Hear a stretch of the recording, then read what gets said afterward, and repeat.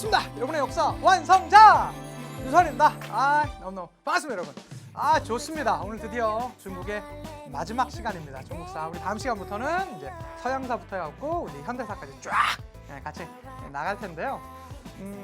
이 중국의 현대사를 생각하면 혹시 이만리 대장정이라고 들어보셨습니까? 10만 명에 달하는 이렇게 숫자는 좀 그 하는 것마다 다르더라고요. 8만 명이었다, 8만 6천 명이었다, 10만 명이었다라고 이제 주장하는 각각의 글들이 있는데 어쨌든 한 8만 6천 명 정도의 그러한 공산당이요. 그 자신들의 보다 수가 어마어마하게 많은 국민당의 수를 어마어마한 집단 포위를 당하게 됩니다. 그들은 자신의 생활하던 모든 것을 등에 지고요. 산을 건너고 강을 건넙니다. 산맥을 넘은 게 18개 정도의 산맥을 넘었었다라고 하고요. 강은 한 20개 정도 넘었었다고 하더라고요. 큰 강, 작은 강 합쳐서 그런데 어떤 강은 30개 넘게 강을 건넜다는 것도 있고 어떤 강은 주로 이제 큰 강만 17개 정도를 넘었다라고 이렇게 얘기를 하던데요. 어쨌든 그들은 2년 넘게 무려 10,000km 넘게 걸으면서 이 국민당에 총을 들고 쫓아오는 자신들의 자신들을 죽이기 위해 쫓아오는 그들을 피해서 2년 가까이, 3년 가까이 거주지를 이동할 수밖에 없었습니다. 그때 봤을 때는 분명히 그들에게 희망은 보이지 않았습니다. 안 될 거야. 저들이 설마 되겠어? 라고 했겠지만 결과적으로요. 10수년 정도 지나서 그들은 그 크다는 전 중국을 자신들이 생각하게 된 이념으로 정리시켰고요. 자신들이 생각하는 혁명을 완성했었습니다. 전 이 장면을 보면서 그런 생각들을 해봅니다. 당장에 우리 살다 보면 여러분 어려운 일들이 있지 않습니까? 우리는 그렇게 하면서 희망을 보지 못합니다. 당장 난 사실 안 될 거야 라고 해버리고 말겠지만 사실 지금 우리가 처하는 현실은요. 아마 그 이후 우리가 만들어갈 영광을 생각한다면 아마 아무것도 아닐 수 있는 게 아니겠느냐.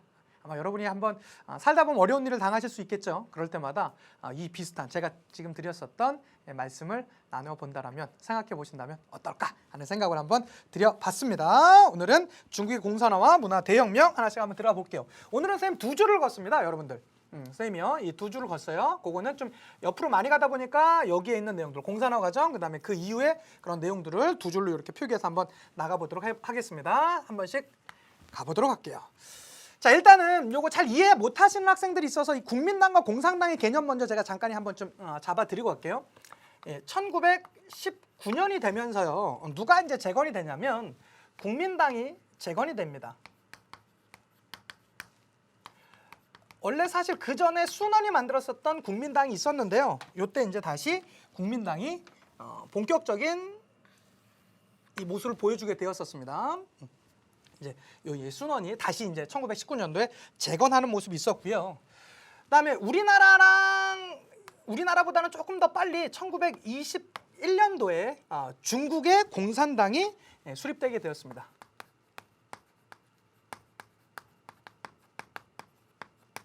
공산당이 수립되었습니다.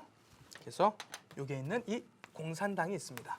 자, 이 국민당 재건에 이제 집중했었던 인물은 당연히 이제 순원이었었겠죠.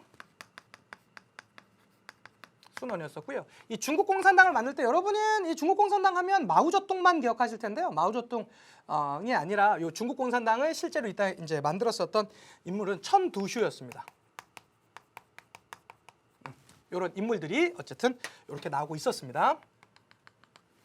자, 그런데 이들은 제가 지난 강의에 말씀드렸던 것처럼 1924년이 되면서요. 24년이 되면서 어떻게 됩니까?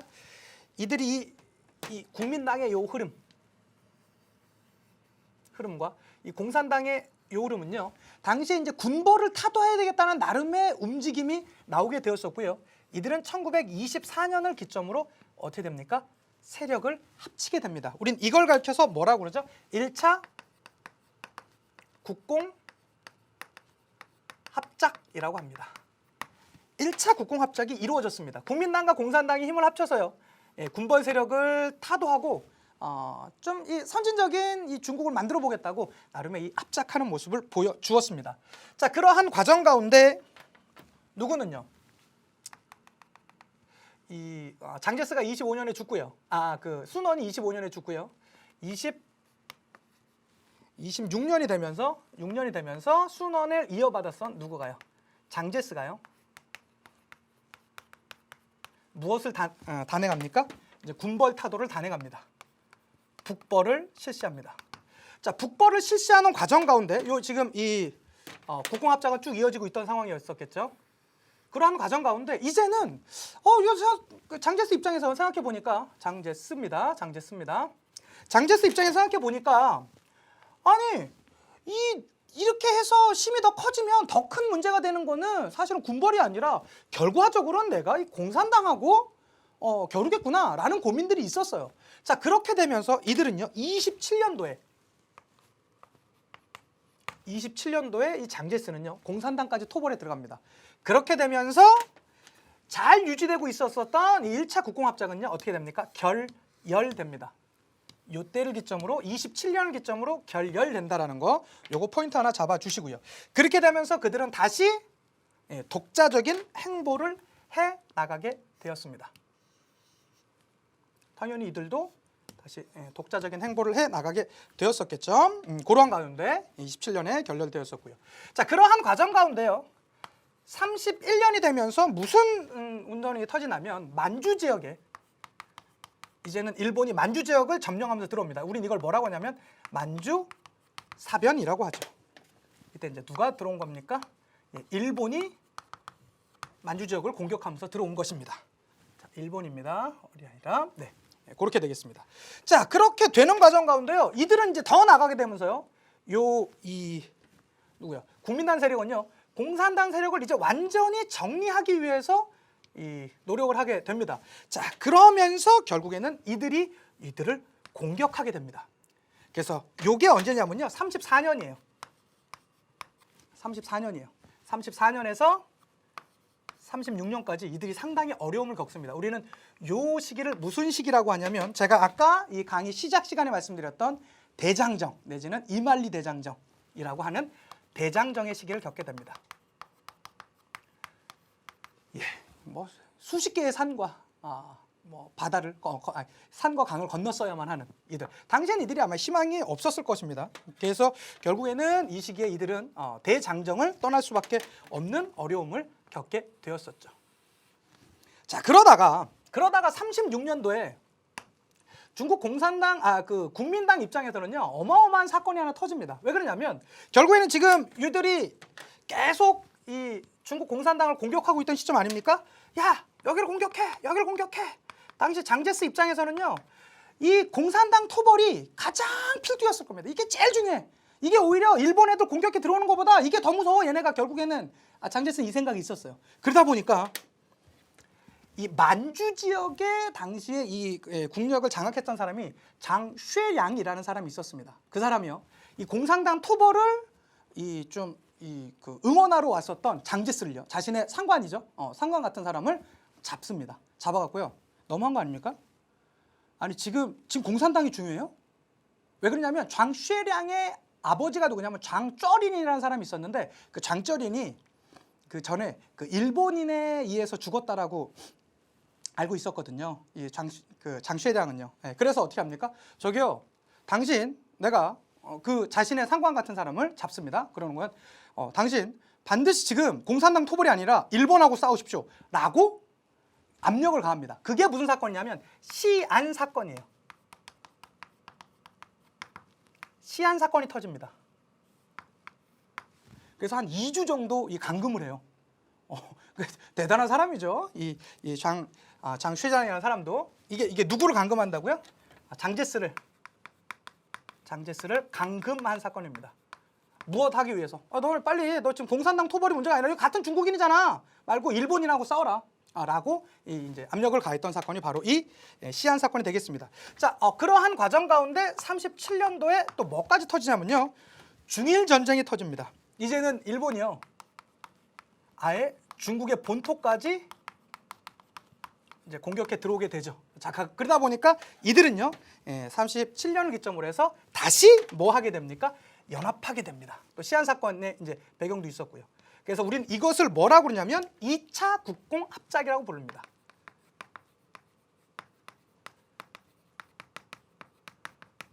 2차 국공합작이라고 합니다. 기억해 주셔야 됩니다. 2차 국공합작입니다. 1차 국공합작, 2차 국공합작. 이들은 이제 뭐 거의 중국의 본토처럼 전면전을 치고 들어오니까 사실 이들은 어쩔 수 없었을 겁니다. 그 다음에 2차 국공합작이 되는데 가장 큰 계기였었던 거 여기 있는 요 시안 사건 잊으시면 안 됩니다. 그 배경 중에 역시 중일 전쟁 같이 있었고요. 자, 그러한 과정 가운데 그러면 이제 37년부터 언제까지는요?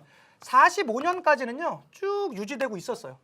요들이 여기에 있는 이 국공합작 체제가요 쭉 유지되고 있었던 체제였었습니다. 그러다가 결국에는 45년 되면서 이제 전쟁이 끝나잖아요. 국공합작을 더 이상 이제 필요가 없게 되잖아요. 그래서 이제 어떻게 됩니까? 46년을 기점으로요. 일본이 패망하잖아요. 일본이 패망하지 않습니까? 45년에. 그럼 이제 거의 국공합작은 없었고요. 이제는 밖에 외부의 절 끝났으니까 이제는 다시 내부의 싸움이 들어가게 되었습니다. 자, 그렇게 되면서 46년부터 49년까지 우리는 요 시기를 우리는 뭐라고 그러냐면요. 국공내전이라고 부릅니다. 국민당과 공산당이 내전을 벌였었다라고 하게 되는 것이죠. 다시 이들은요. 이 일본의 패망 이후로 나뉘어집니다. 그러고 나서는 어떻게 됩니까? 49년까지 치열하게 전쟁을 붙게 되었습니다. 46년부터 49년까지입니다. 치열하게 되었고요. 결국에는 누구의 중심으로 통합이 되었습니까? 공산당이요. 전 중국을 통일했습니다. 그러고 나서는 무엇을 만들죠? 중화 인민 공화국을 수립합니다. 중화인민공화국을 수립합니다. 자, 이 중화인민공화국에서는요 가장 대표적으로 했었던 내용 2개 정도만 기억해 두셨으면 좋겠습니다. 일단 첫 번째, 토지 개혁합니다. 토지를 개혁했었다라는 거 기억해 두시고요. 그리고요, 어쨌든 이 사회주의라는 게 결국에는 토지를 개혁해서 나름의 이제 분배해주는 그런 형태를 가져갈 수밖에 없었겠죠. 그다음에 기업도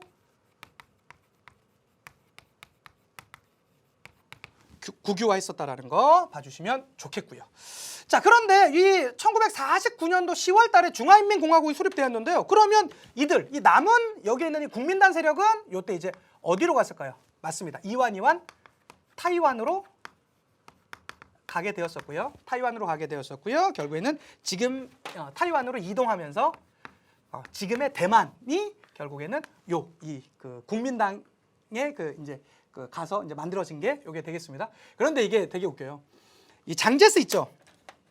결국에는 결국에는 장제스가 이때 쫓겨가면서 생각했던 게 뭘까요? 이때 내가 이 공산당을 토벌하지 못해서 결국엔 이렇게 됐구나라고 생각하겠죠. 그래서 어떻게 됩니까? 시안 사건의 이 주범이었었던 장쉐량을요 잡습니다. 사실은 장제스랑은 시안 사건 이후에요 바로 실권을 다 잃어요. 그러고 나서는 장제스가 잡아가지고요 여기까지 데리고 갑니다. 타이완까지 데리고 가요. 그래갖고 몇십 년 동안 감금 상태로 이렇게 뒀다가 결국에는 이 장쉐량은 100살이 넘게 사시는데요. 미국에 가서 말년은 이제 보내시게 되는 그러한 움직임들이 있었습니다. 여기까지가. 이게 여러분 그냥 우리가 글로만 읽으면 되게 헷갈리거든요. 그러니까 결국에는 우리 중국의 이 근대사를 얘기할 때는 알아둬야 되는 게 근현대사를 얘기할 때 국민당과 공산당의 그런 개념들 요거는 정당입니다. 거기 내에서 그래서 이 국민당과 공산당의 개념들이 있었고 다르게 하면서 이들이 합쳐졌다가 또 헤어지면서 활동하다가 결국에 싸우기도 했다가 다시 합쳐졌다가 요때는 이제 중일 전쟁 중이었었겠죠. 또 특히 이때 일본은 2차 세계대전에 태평양을 사이에 두고 미국과도 싸우지 않습니까? 그런 이제 배경이 있었었고요. 그러한 과정 가운데 또 이들끼리 내전이 시작되는 그러한 움직임이 있었다는 거. 결국에는 중국 공산당이 중화인민공화국을 수립하면서 그런 움직임이 있었다라는 거. 여기까지 흐름들 좀 봐주셨으면 좋겠고요. 자, 이런 움직임이 있었습니다. 근데 여기 파트에서는 여러분 하나 더 봐주실 건 요것도 요거지만 우리가 근대사 파트 나가면 제3세계의 성장이 또 이제 중국과 좀 관련이 있거든요. 그래서 거기까지 같이 하면서 제가 중국의 현대사 더 좀 뽑아드리도록 하겠습니다. 자, 1954년으로 가겠습니다. 1954년으로 가면서 이게 있었어요. 2차 세계대전이 끝나면서 당시에 이 전 세계는요 양분화됩니다.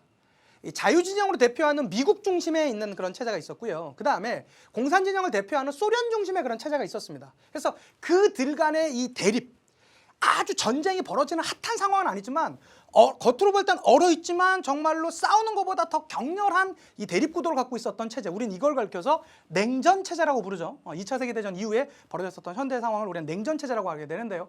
그 냉전체제에 속하지 않고 뭐 이렇게 좀 다른 세력들, 우리 이 세력을 요새 이제 세계사 교과서에 되게 잘 나옵니다.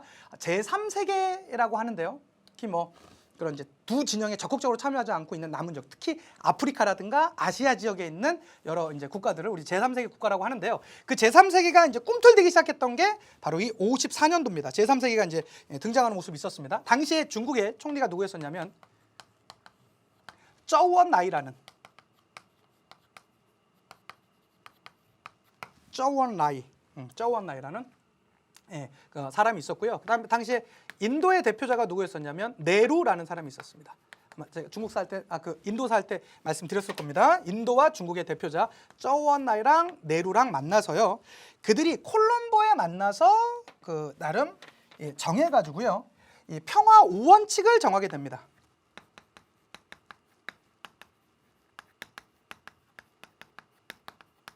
앞으로 우리 세계 국가들은 여러 나라들은 이 평화의 원칙을 지켜가면서 우리 뭐 해야 된다. 우리 이 원칙을 지켜나갈 때 결국에는 세계 평화라든가 이런 것들이 유지될 수 있으니까 최소한 이 원칙은 지켜나갑시다 라고 해서 5개의 원칙을 세웠었습니다. 요 정도는 여러분 얼마든지 만약에 시험 문제 내시는 선생님들 계시면 나올 수 있습니다. 꼭 기억해 두셨으면 좋겠습니다. 자, 영토 주권에 대해서, 영토에 대해서 다른 나라를 침범하거나 이런 거에 대해서 우리는 어떻게 하다? 영토 주권에 대해서는 상호 존중하자. 서로 거긴 네 땅이야? 여긴 내 땅이야. 이거 서로 인정해 주자라는 것이 있었고요. 그 다음에 자, 그러기 위해서는 필요한 게 뭐야? 서로 간에 간섭하거나 우리 침략하지 말자. 불가침. 침략하지 말자. 상호 불가침이라는 게 있었고요. 그 다음에 그러기 위해서는 다른 국가의 국내 정치에 대해서는, 내 정에 대해서는 간섭하지 말자. 불간섭. 있었고요. 그 다음에 호혜 평등. 호혜 평등에 상호간에 이제 그 평등한 그런 모습을 상호간에 협력하면서 평등한 관계를 유지하자 이런 내용이고요. 그 다음에 평화 공존.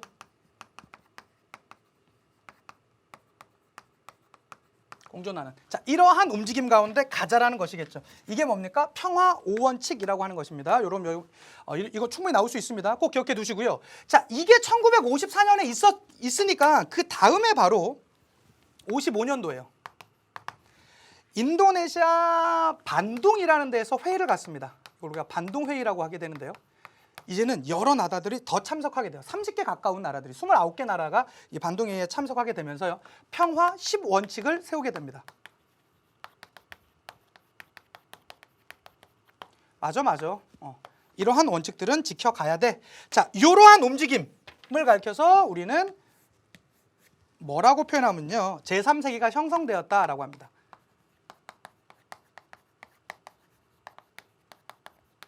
형성되었다고 평가합니다. 이 제3세계라는 거는 결국에는 뭐냐면 어디에는 참석하지 않는 이 미국 중심으로 하는 자유진영회 아니고요. 그 다음에 소련 중심으로 하는 공산진영회 참여하지 않는 국가들을 우린 제3세계 그런 이제 국가들이다라고 하면서 이들이 이제 요 시기 50년대 중반쯤 되면서 이들에 대한 목소리도 이제 내게 됐던 게 요 시기쯤이 되겠습니다. 다시 중국으로 돌아오겠습니다.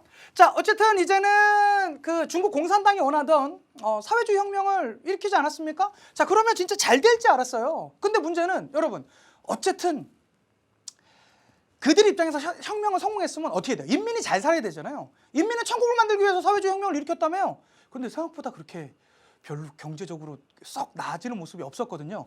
약간 조급해집니다. 자, 그렇게 되면서 좋아, 히든 카드를 꺼내지 라고 하면서요. 이 마오쩌둥이요. 58년도에 우리 진짜 힘내서 한번 해보자. 파이팅! 라고 했었던 운동이 있었습니다. 그게 무슨 운동이냐면 대약진 운동이에요. 야, 우리 진짜 파이팅 한번 하는 거야 라고 하게 되면서 이때 회심작을 만들게 됩니다. 야, 우리 인민공사 만들어.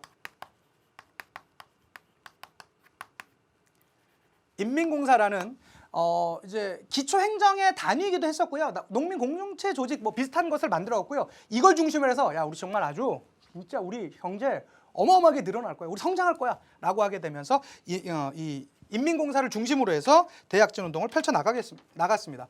결국에는 대약진 운동은 뭐 하자라는 거예요? 경제를 발전시키자라는 것이죠. 평등한 경제를 발전시켜 나가자라는 것이었는데요. 자, 결과적으로 대약진 운동은요 실패하게 되었습니다. 실패하게 되는데 실패 이유가 좀 중요해요.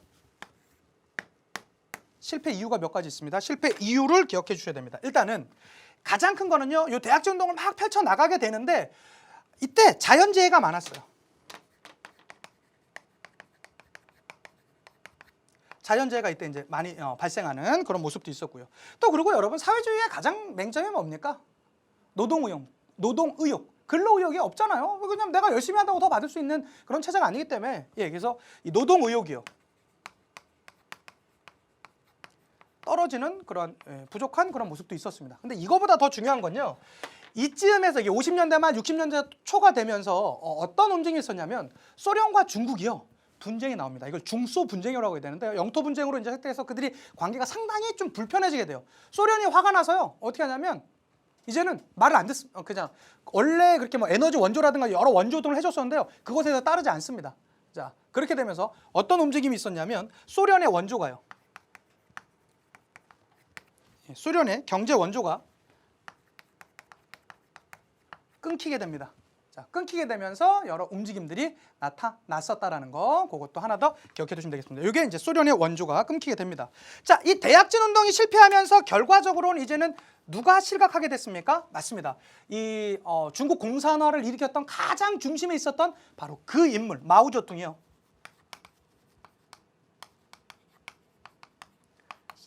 권좌에서 물러나게 됩니다. 자, 마오쩌둥이 실각하게 되면서요.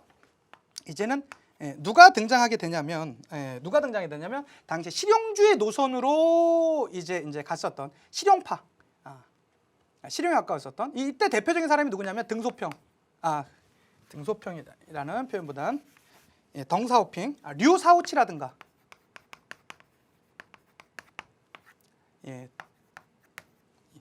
덩샤오핑 등등이 등장하게 되었습니다. 그런데요, 이대로 무너질 마오쩌둥이 아닙니다. 마오쩌둥은요, 시간이 더 가면서요, 자신의 이 생각에 맞는 그러한 이제 대학생들, 청년 사람들을 모아가지고요, 자신의 생각에 반대했던 사람들요, 아주 가혹하게 탄압하면서 다시 권력을, 약간의 이 공포 정치 비슷한 정치를 펼쳐 나갑니다. 우린 이걸 뭐라고 그러냐면요, 66년부터 76년까지 우리는 이 시기를 뭐라고 그러냐면요, 문화 대혁명이라고 합니다.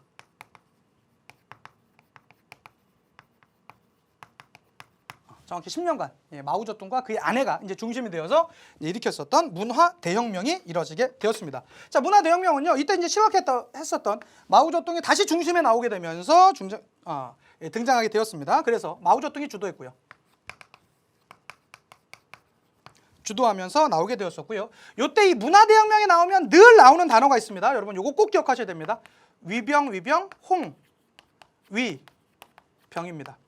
가끔 여러분 신문 같은 거 읽으실 때 그런 거 있지 않습니까? 야, 무슨 홍위병이냐? 이런 말들 하지 않습니까? 그게 뭐냐면 마오쩌둥이 하는 말이라면요, 뭐 비판을 수용하지 않고 무조건적으로 맞는 거예요.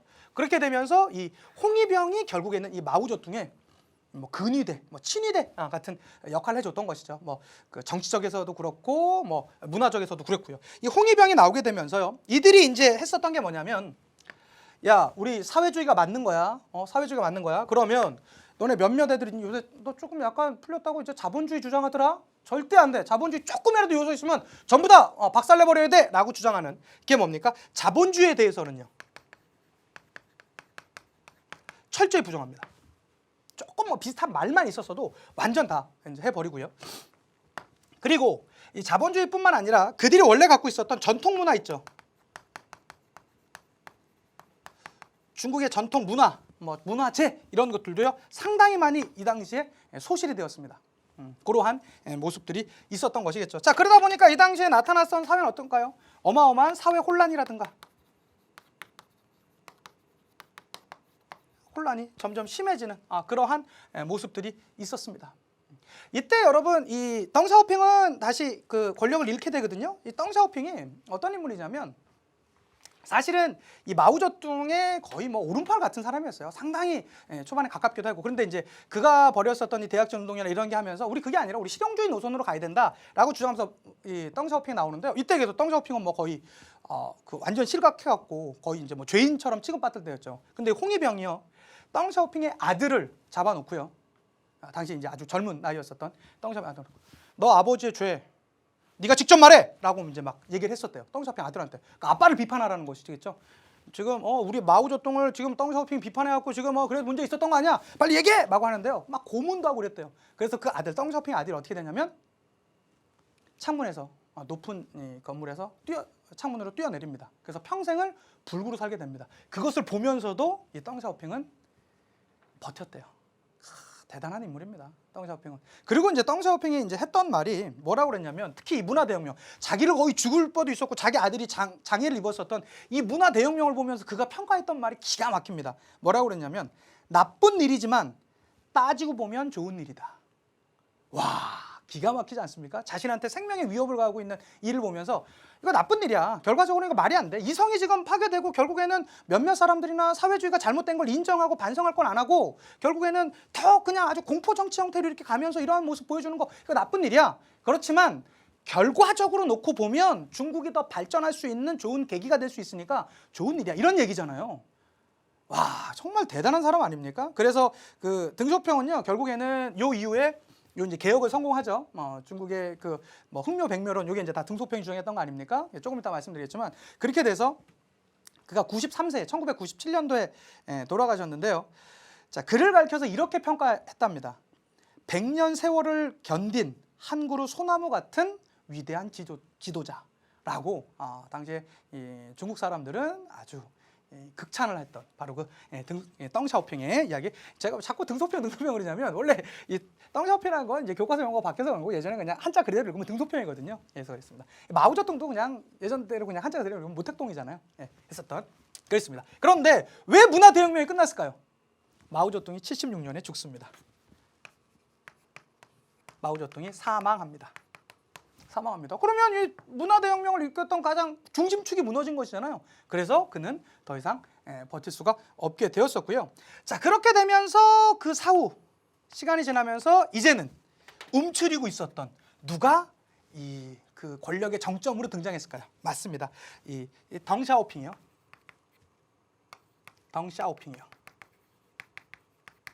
시간이 지나 70년대 후반에 집권하게 되었습니다. 이 덩샤오핑이 집권하게 되면서 제가 아까도 말씀드렸지만 덩샤오핑은요, 일단 상당히 실용적인 노선에 앞서 있던 사람이에요. 아무리 사회주의지만 사회주의가 잘못되고 있었던 것은 문제가 있다. 그래서 덩샤오핑이 집권하자마자 이랬대요. 우리나라 어차피 개혁을 해야 돼. 개혁 안 하고 우리가 지금 경제적으로 성장 안 하니까 이 사회주의가 할 수가 없다. 바로 우리가 하면 문제가 있을 테니까 너는 다른 나라 가서 몇 년 보고 오고 너도 보고 와. 자신의 이 주변에 있는 측근들이나 이런 사람들을 외국에 그렇게 많이 보냈대요. 특히 자본주의 성장했었던 나라들한테 그렇게 보내서 어떻게 하면 이게 중국 내에 이 문제가 조금 줄어들게 되면서 이 부작용이 없이 이걸 정착시키기 위해서 상당히 많이 노력했었던 바로 그 인물입니다. 자, 덩샤오핑이 실용주의를 내세우면서 주장했었던 말, 너무나 유명한 말 아닙니까? 그게 그 유명한 흥묘 백묘론입니다. 검은 고양이든 흰 고양이든 뭐만 잘 잡으면 끝이다. 쥐만 잘 잡으면 최고야. 아니, 고양이가 검은색이든 흰색이든 무슨 상관 있어? 쥐만 잘 잡으면 돼. 이거는 마찬가지입니다. 아니, 사회주의든 공산주의든 가장 중요한 건 뭐다? 자본주의든 뭐든 제일 중요한 건 뭐다? 인민이 잘 살게 하면 그게 최고 아니야? 라고 주장하는 것이겠죠. 상당히 이 열린 마인드, 오픈 마인드가 있음을 우리가 느낄 수가 있습니다. 자, 그렇게 되면서요, 이 덩샤오핑이 이제 했었던 여러 개혁 중에서는 이런 개혁이 있습니다. 4개 분야에 대해서, 4개 분야에 대해서는요, 상당히 현대화하는 작업을 펼쳐 나갔습니다. 이 4개 분야는요, 일단 농업, 공업, 국방, 과학. 이 농업이나 공업이나 국방, 과학 분야에 대해서는요, 상당히 현대적인 그런 마인드로 가려고 노력했었다라는 거. 그다음에 과거에만 얽매이지 않고요, 일본이라든가 미국과요, 국교 정상화를 이뤄 나갑니다. 자, 그렇게 되면서 어떤 지원을 받게 되냐면 경제적인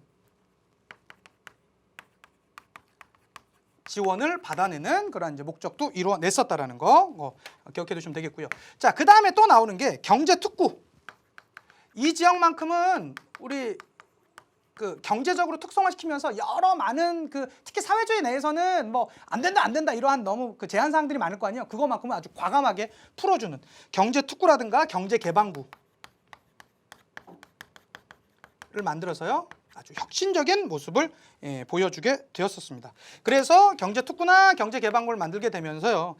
자본주의 요소를요.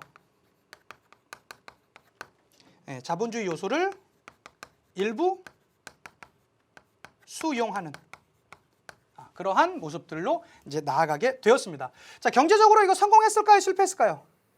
상당히 성공하는 모습이 보여줬습니다. 그래서 이게 80년대 오게 되면서 중국은 그야말로 이제 급성장하는 모습을 보여주게 되었었죠. 근데 여러분 재미있는 게 있어요. 우리나라 역사도 마찬가지고요. 중국의 역사도 마찬가지고 경제적으로 이러한 움직임들이 나오게 되잖아요. 그러면 경제적인 이 권리가 생기게 되면요. 반드시 그 다음에 뭘로 이어지게 될까요? 정치적인 권리로 이어지게 되어 있습니다. 1980년 우리나라에서는 광주 5.18 운동이 있지 않았었습니까? 예, 맞아요. 그렇게 되면서 신군부 세력이 등장해서 결국에는 상당히 정치적인 억압에 짓눌려 있었지만 1980년대 중반 보면 여러분 혹시 한국사 배울 때 들어보셨나요? 삼저호황이라고? 맞아요. 그때 사실 우리나라 장사가 그렇게 많이 잘 됐대요. 우리 어머니한테 들으니까 그때 장사가 제일 잘 됐대요. 물가도 잡힌 상태에서. 그러니까 뭐 좀 왜 경제가 좋았는지에 대해서는 뭐 여러 가지 이견이 있긴 하지만 결과적으로는 자, 그렇게 경제적으로 조금 성장한 우리나라에서 최초로 중산층이라는 단어가 등장하게 되면서 그들은 정치적인 요구를 하게 됩니다. 그게 결국에는 1987년도에 6월 민주항쟁으로 이어지게 되었었고요. 우리는 우리 손으로서 대통령을 직접 뽑는 그러한 쾌거를 얻어낼 수도 있었습니다. 중국도 비슷해요. 이렇게 되면서 이게 70년대 말부터 이러한 실용주의 노선, 덩샤오핑에 집권하게 되면서 이 실용주의 노선으로 쭉 이어지게 되면서요. 1980년대가 되면서 이제 중국도 비약적으로 성장하는 모습을 보입니다. 자, 그러면 이렇게 경제적으로 이렇게 성장하는 모습이 있으면 반드시 그게 뭘로 이어지게 될까요? 맞습니다. 정치적인 요구로 이어지게 되었습니다. 그게 나타났던 게 1989년도에天安門 사건입니다. 천안문 사건이라고도 하죠.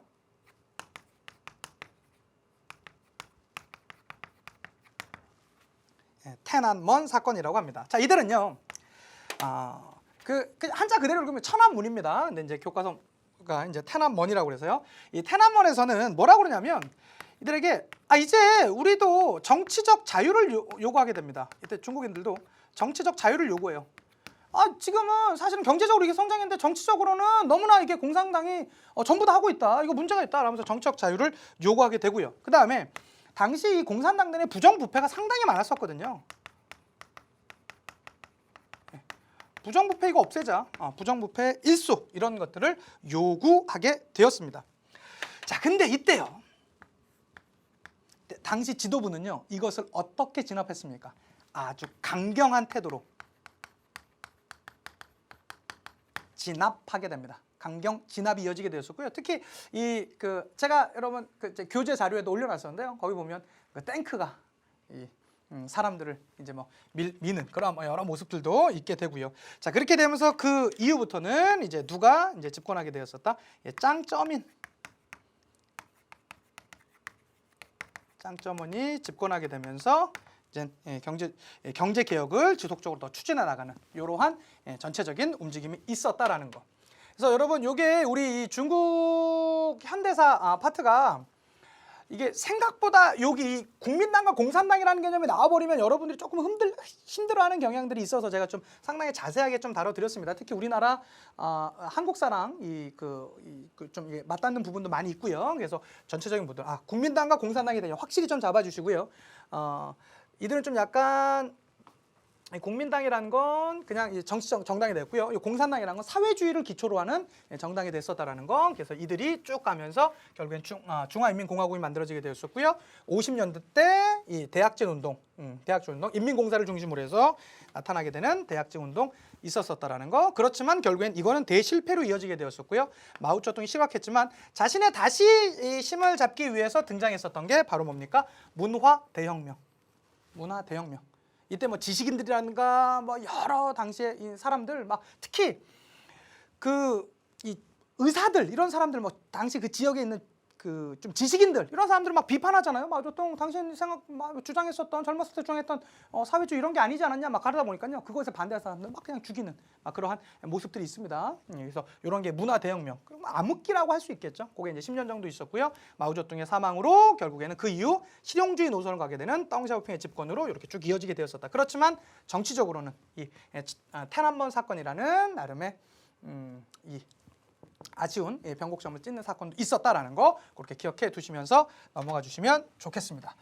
여기 보시면요, 여기 이게 중화인민공화국 수립 선포하는 장면입니다. 여기 인물이 이제 마오쩌둥이 되겠죠. 그렇게 선언하는 모습도 있었고요. 자, 2차 세계대전이 끝나게 되면서요, 이제 여러 각국들이요, 이제 독립하는 특히 막 아시아라든가 아프리카의 여러 나라들이 이제 독립을 이루게 되는 그러한 모습들이 이루어졌었습니다. 그래서 아프리카라든가 아시아, 뭐 1940년대, 50년대, 60년대 이어지면서 쭉 독립해 나가게 되는 그러한 움직임들 있었다라는 거 한번 기억해 두시면 좋겠고요. 이게 이제 문화 대혁명 포스터입니다. 문화 대혁명. 뭐 벌써 이 빨간색 이게 마오쩌둥이겠죠? 그렇게 되면서 홍위병이라고 써 있네요. 홍위병이 그냥 이것에 대해서 뭐 비판하거나 그렇게 되면 아주 그냥 가혹하게 통치를 하게 되는 그런 모습들 있었다라는 거 기억해 두시면 좋겠고요. 그가 작은 거인이라고 하게 되는 이제 덩샤오핑이 되겠습니다. 덩샤오핑 이렇게 두시고요. 요게 이제 저희가 이제 현대사 파트는 다 정리했는데 이렇게 하다 보니까 좀 분량도 남고 제가 해서 이 중국사 전체 마지막 정리할 때 제가 그 전에 좀 안 해드렸던 게 있어서 요걸 다시 한번 준비해봤어요. 초원길이나 사막길이나 바닷길 요거 자체로도 문제가 한번 나올 수 있을 것 같거든요. 그래서 일단 지도로 보시면 여러분 일단 하나 봐주셔야 되는 게 이제 특히 당시에 중국과 이 그 유럽과의 이 교류를 주로 이제 얘기합니다. 여기를 말할 때 이제 이 서아시아 지역을 지나가선 그래서 이렇게 어떻게 해요? 요 제일 위에 있는 요 길을 우리는 무슨 길이라고 합니까? 초원길이라고 하고요. 초원길이라고 하고요. 그 다음에 나타나게 되는 여기 이 러양부터 해서 쭉 이어져서 여기 로마까지 가게 되는 우리 요 길을 뭐라고도 합니까? 비단길이라고도 하고요. 사막길이라고도 합니다. 비단길 내지는 사막길. 이렇게 이제 얘기가 되죠. 근데 이게 시간이 지나게 되면서 이 비단길이나 사막길이 이제 막히지 않습니까? 그렇게 되면서 새로운 루트가 뚫리게 되죠. 그래서 나오게 되는 게 뭡니까? 이 바다를 통해서 이용해서 이제 유럽까지 가게 되는 요게 무슨 길이라고 합니까?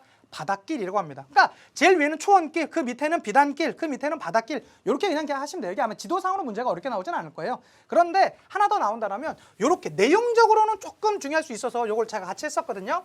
그래서 요거는 딱 그냥 보면서 맞다, 뭐 그렇죠 선생님 그렇게만 넘어가 주시면 돼요. 한번 보도록 할게요. 초원길입니다. 자, 동서교통로로 가장 먼저 이용되었었던 게 이 초원길이 되겠고요. 북방 유목민족의 주된 생활 무대였습니다. 자, 특히 스키타이, 아시아 최초로 청동기 문화와 기마술을 이제 전파해주는 그런 움직임이 있었고요. 그다음에 흉노, 여러분 흉노라는 히읗 나왔었죠? 중국이 어떤 나라랑 관련이 있습니까? 한이랑 관련이 있다. 한보다는 조금 앞서서 진, 요 정도 나라랑 관련이 있고요. 그다음에 위진남북조 시대에 살짝 영향을 주었었고요. 그 이후에는 이제 사라지게 되었었습니다. 흉노, 유럽으로 서진하여 게르만족의 이동을 촉진하는 그런 모습도 있었고요.